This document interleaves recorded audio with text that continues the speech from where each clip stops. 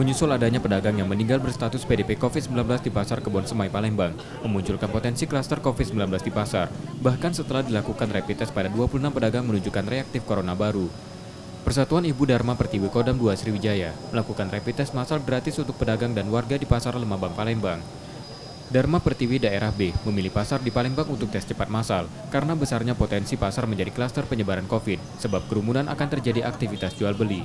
Dalam tes cepat ini sedikitnya 250 alat rapid test disiapkan sebagai deteksi awal COVID-19 agar dapat diambil tindakan untuk penanganan selanjutnya.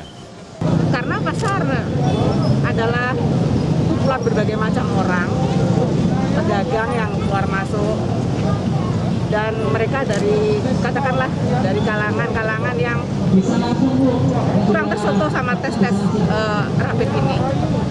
Pedagang menyambut baik tes cepat ini karena mereka tak memiliki biaya jika harus melakukan tes cepat mandiri.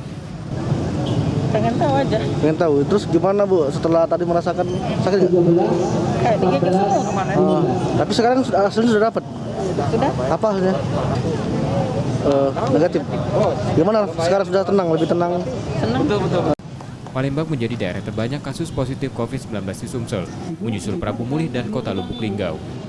Tim Liputan, Kompas TV, Palembang. Penyakit yang normal ya seperti flu biasa.